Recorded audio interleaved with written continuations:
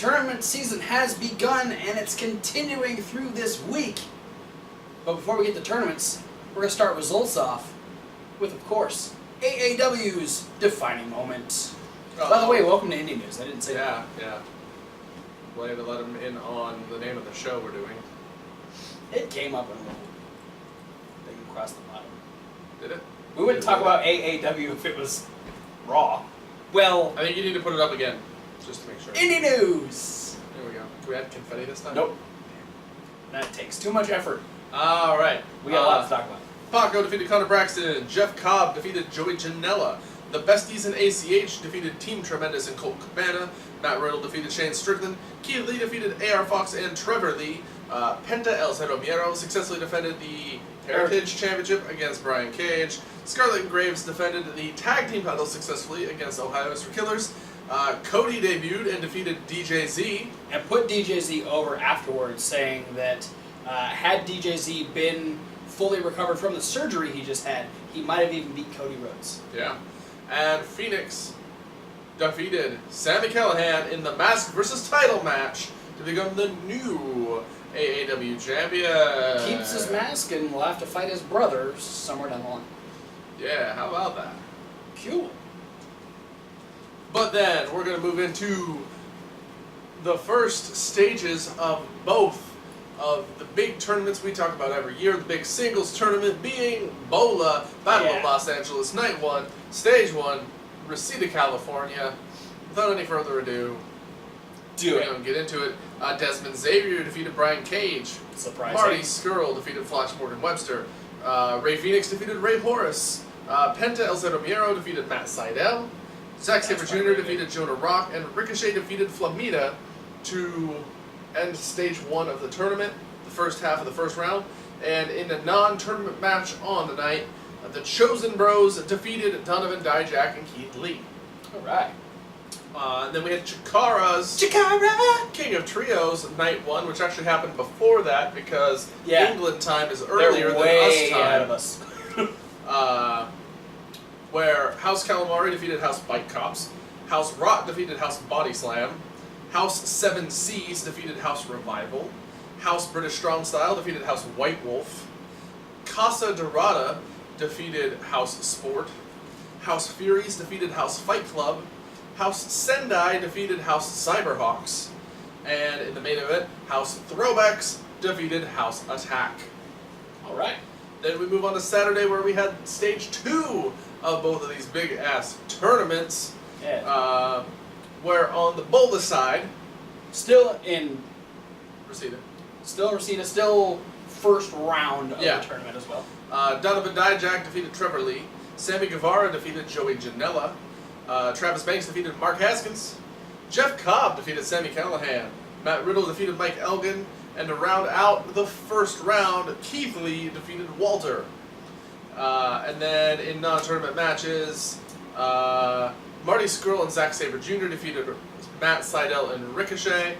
And the Elite defeated Phoenix, Penta El Cero Miero, and Flamita in a 6-man tag match. With a one-winged angel on Penta El Cero Miero. And then on King of Trios Night 2, coming from Chikara! In the UK, Casa Dorada defeated House Calamari. House Sendai defeated House 7 Seas. House Rot defeated House Furies because Fire Ant got his team disqualified. Fire Ant went a little nuts.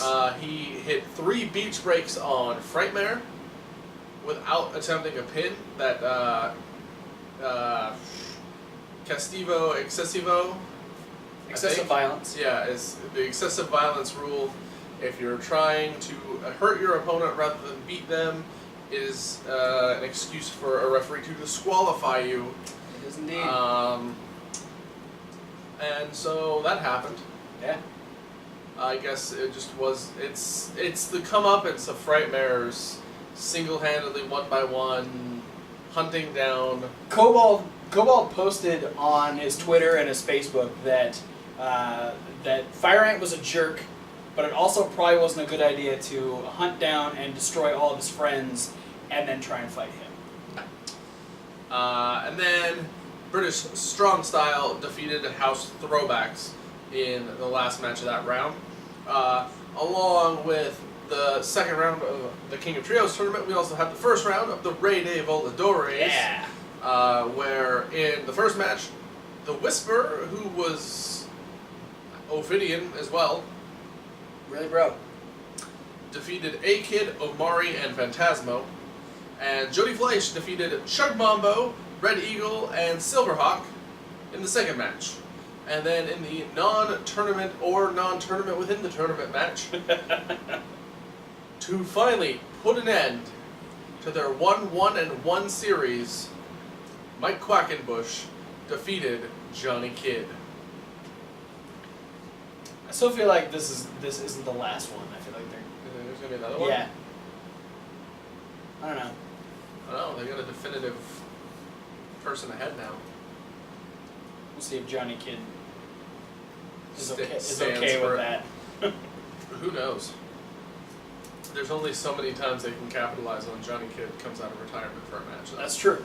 Before we just have to accept that he's not actually retired. But hey, like they say about wrestling, you never actually ever retire. Yeah, just If ask you can Terry help Funk. Terry Funk's retired like 70 times. Yeah. And he's about to have another match. First one in like 2 or 3 years now.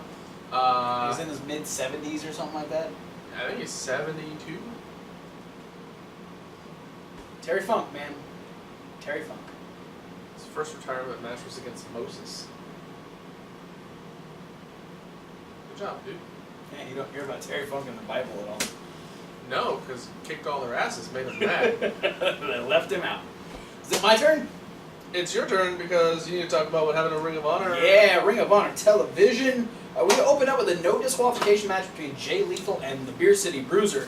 This literally happened. There wasn't entrances. They were immediately fighting as soon as the show started. So lots of chaos, lots of weapon use, thrown into the guardrails, all kinds of stuff. Beer City Bruiser attempted to duct tape Jay Lethal to the bottom rope. Jay was able to fight back. On top of that, there were security guards that were making sure that Silas Young couldn't get to the ring to get involved. He went over and complained about it on commentary with Ian and Colt, and kept trying to get in, but all the security guards were able to keep Colt's him back back on commentary. Yeah. What was that other guy's name that was really shitty? All the other people. All the other people. The one that had the Sinclair broadcasting guy. Yeah. The other one, they had the guy who sounded like Armando Estrada. Yeah. But not as cool. It was nice to have Colt back. But eventually, Jay Lethal decided, I'm going to use that duct tape. And duct tape Bruiser's arm to the bottom rope. Destroyed his knee with the keg and a chair. And then made Beer City Bruiser tap out to the figure four leg lock. Y'all ever been hit with a keg? These are heavy.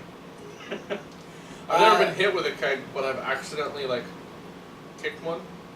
Like, I was walking and I didn't see it because it's low level to the ground. Yeah. So that happens when you're tall. I'm short, I see things like that. I'm a lot shorter, I'm a lot closer to the ground. I've also tripped on him once. That was really awkward. We had the first segment of Coleman's Pulpit, which is Capris Colon's little talk show thing. He still doesn't have a set. He's pissed off about it.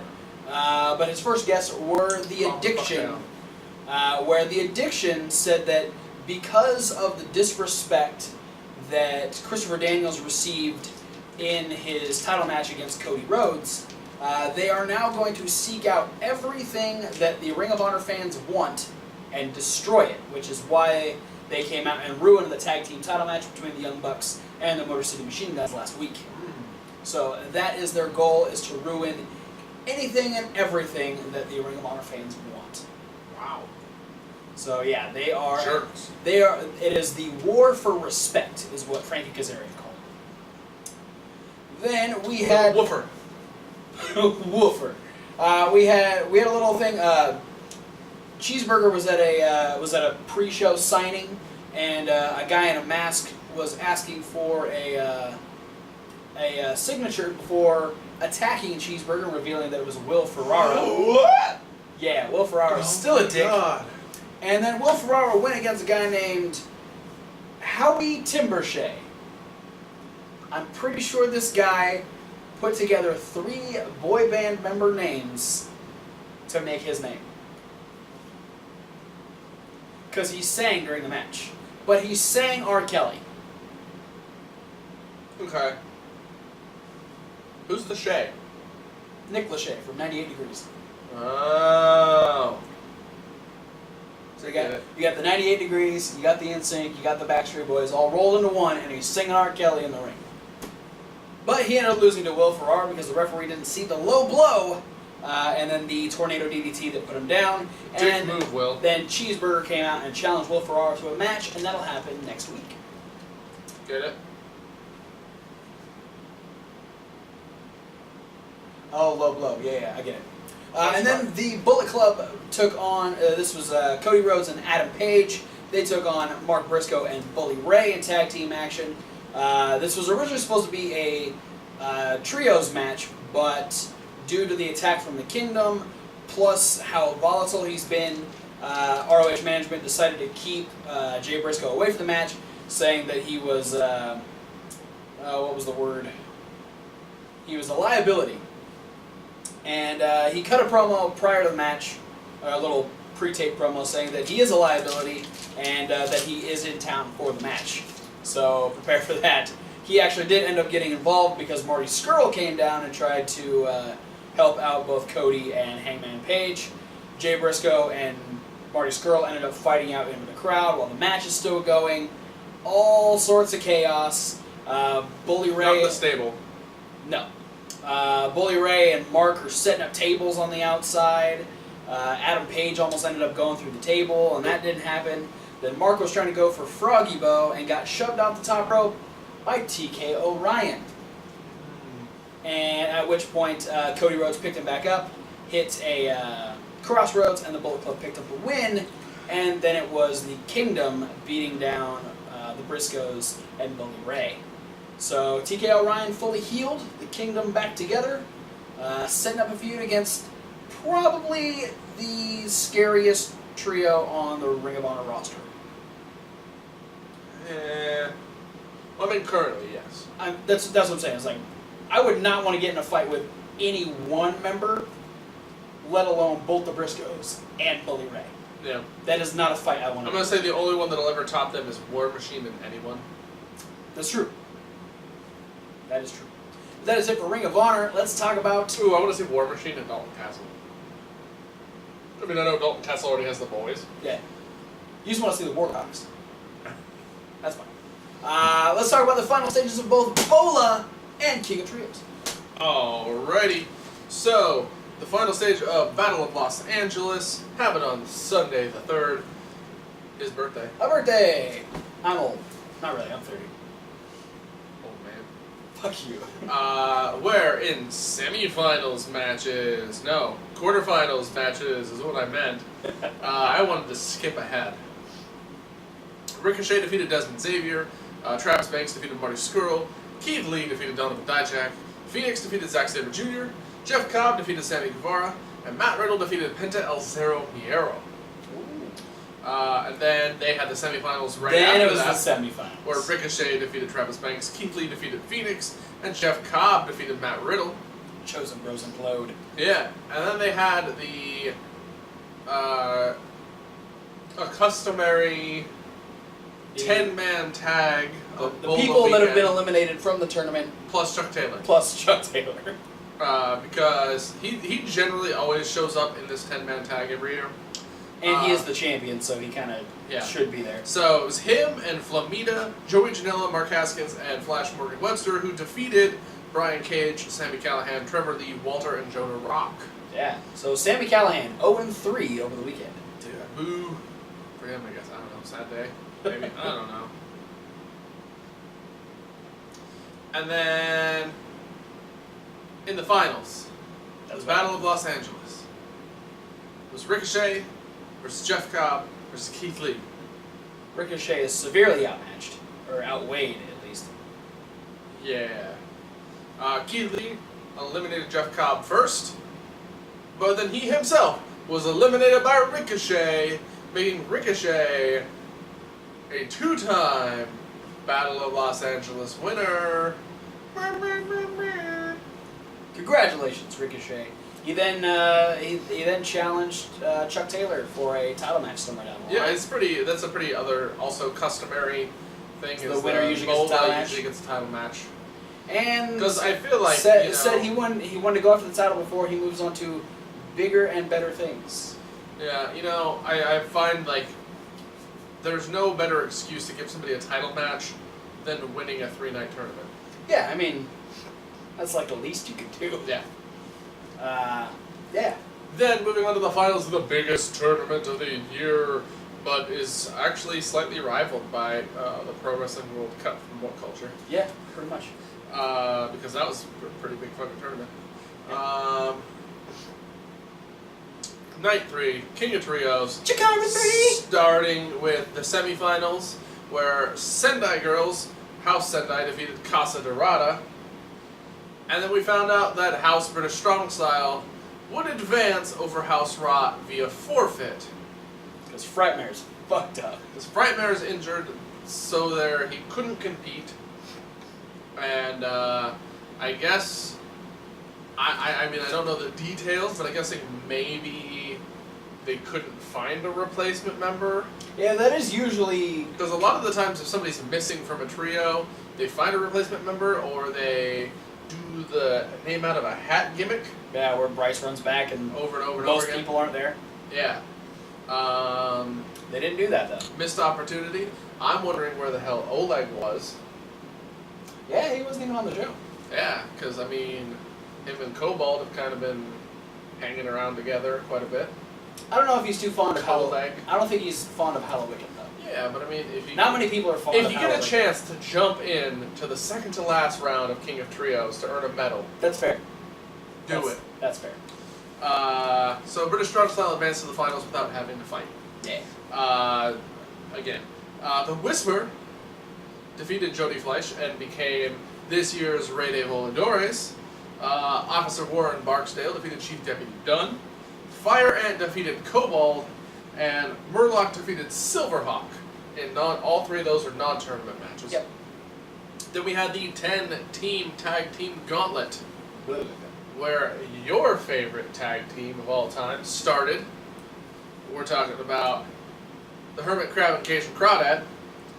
They defeated Millie McKenzie and Omari, but then they were defeated themselves by the Rumblebees. Then the Rumblebees were defeated by Ametrius and Vasil, who then were defeated by the Throwbacks. And then the Throwbacks were defeated by #CCK. And #CCK also eliminated Adam Chase and Zayas and the Brothers of Obstruction. Yep. To amass 3 points towards championship contention. Holy crap. Before they were defeated by Los Ice Creams. Death by ice cream. Lactose intolerant. Calamari is lactose intolerant. Severe brain freeze. And that takes us down to the finals. If you remember it, I think it was here on camera. Yeah. That we called that the winners would either be House Sendai Or British Strong Style. And here we are at the finals.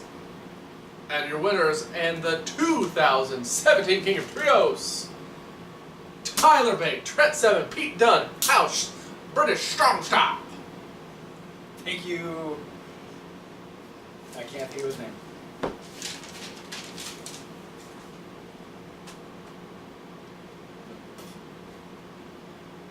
Nothing? Nope. Oh, wait.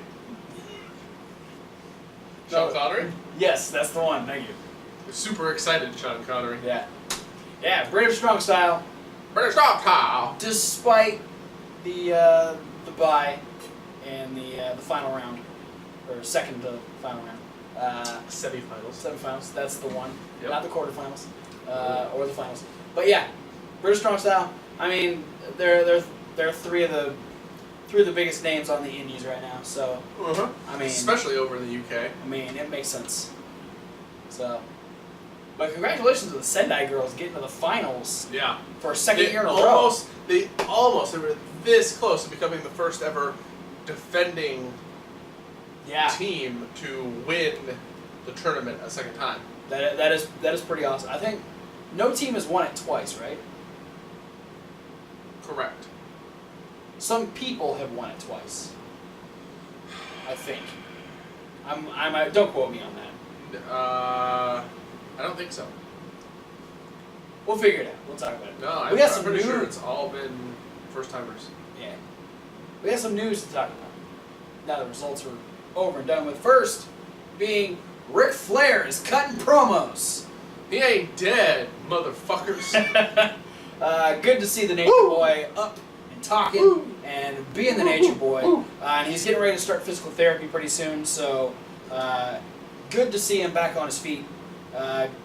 Triple H also did a little interview on SportsCenter and talked about how he's definitely not out of the woods yet, but it's good to be able to talk to him and everything. So, congratulations, Nature Boy.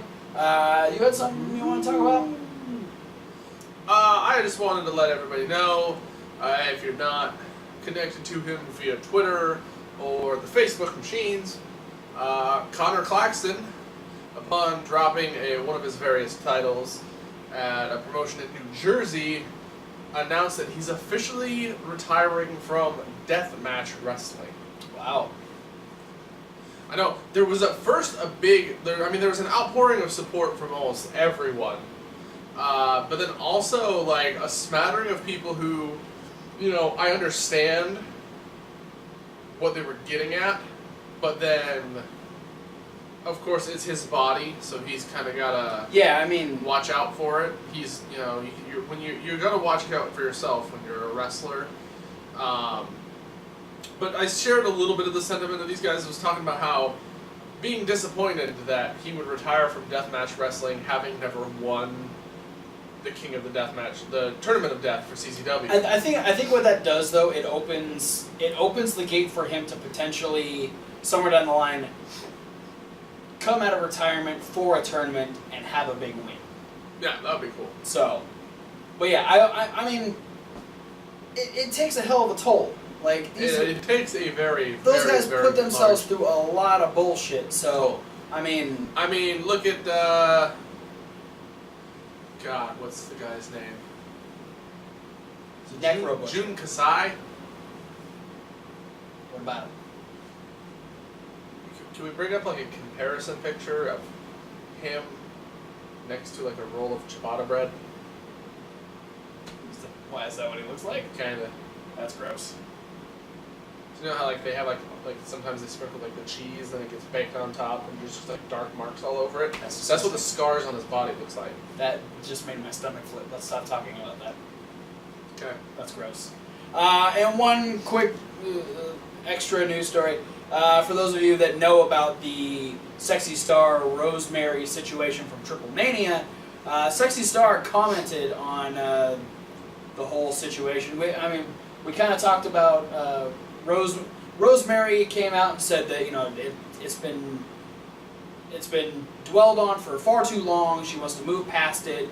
The injury isn't as bad as everyone expected, and so she just wants everyone to take care of themselves. Sexy Star's comment wasn't quite as positive. It was very much making herself out to be the victim of a lot of bullshit, and that she was just frustrated. And Rosemary was the unfortunate victim, which is sad to hear that someone would go. And I don't want to point fingers, but there are people who tend to play the victim card too much. And a lot of the times, especially when it comes to certain like famous people, celebrities, and I'm not trying to get too off topic here, but okay, we do understand, like, in the past, she's had some real shit go down. Oh, yeah. Where, she was the victim of abuse. Yeah, absolutely. But her whole shtick is to rise above that mentality. Yeah. And then when you turn around and go, oh, well, it only happened because I was having a bad day and I was stressed out and feel bad for me even though I hurt someone else. Yeah. So it's a little It's a little two-faced of Yeah. you, Sexy Star. And apparently there's rumors that potentially, of course, Global Force Wrestling will try and turn this into a storyline. Oh boy. Fuck that. Let's move on to upcoming... let's move on to... You already ruined it. Upcoming... Shows. What? Alright.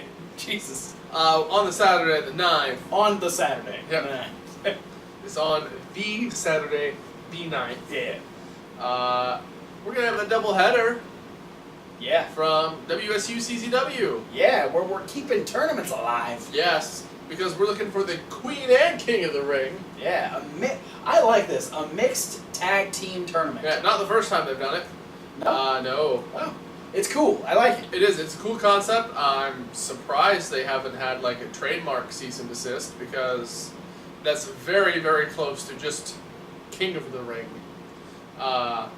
But, you know, make a tag team, maybe it's so different they can't be touched. Who knows? Maybe WWE just doesn't care. WWE doesn't care about King of the Ring anymore. That's obvious. Yeah. So we're going to have some first round matches. We're talking about Lepa Bates and Craig Excellent versus Ela Dawn and Dave Christ.